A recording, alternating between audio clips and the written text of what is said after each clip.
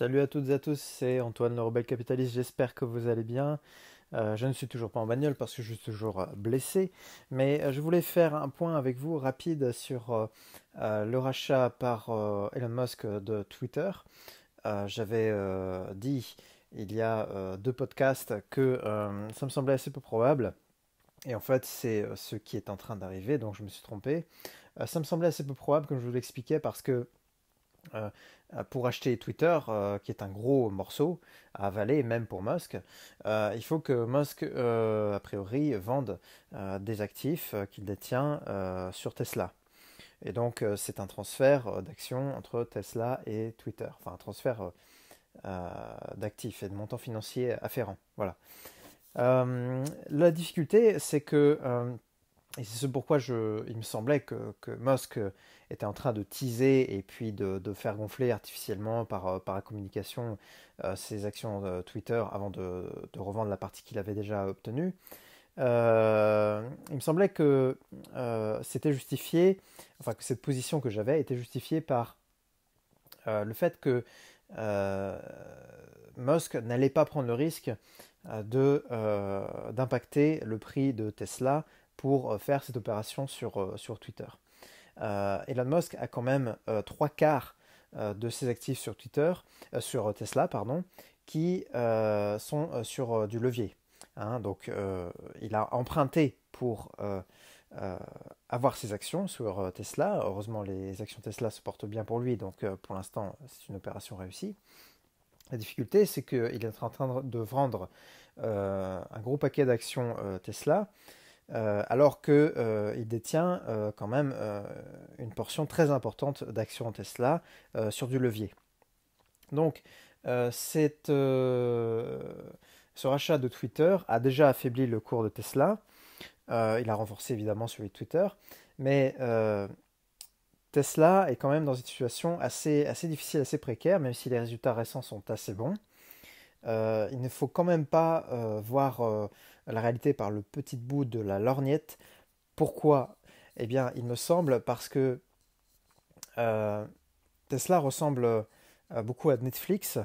Netflix qui est en train de complètement chuter en bourse suite à des mauvais résultats. Netflix, comme Tesla, était le premier sur son secteur.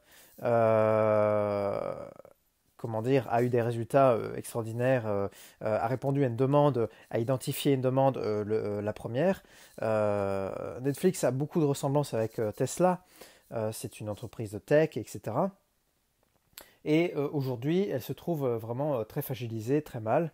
Vous avez des grosses mains comme Ackman qui a vendu plus de 200 millions pour plus de 200 millions d'actions avec une perte, alors qu'il était rentré sur Netflix quand l'action avait déjà nettement corrigé. Eh bien, elle a encore plus corrigé et il a dû jeter l'éponge. Bon, on pourrait voir un tel mouvement sur Tesla si les résultats de Tesla à un moment donné deviennent mauvais. Tesla a de la concurrence. Tesla, au niveau de ses fondamentaux, a toujours les mêmes difficultés. Hein, même si voilà, c'est comme une entreprise qui se tient bien. Vous avez des matières premières qui explosent. Vous avez la Chine qui commence à poser des difficultés en termes géostratégiques, géopolitiques. Or, Tesla y est implanté.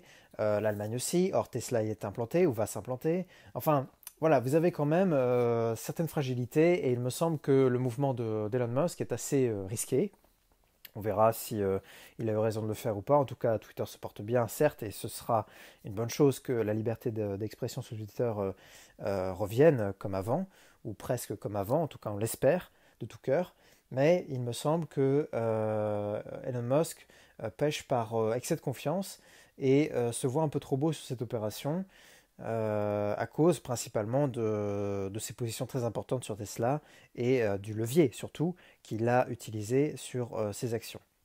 Tesla.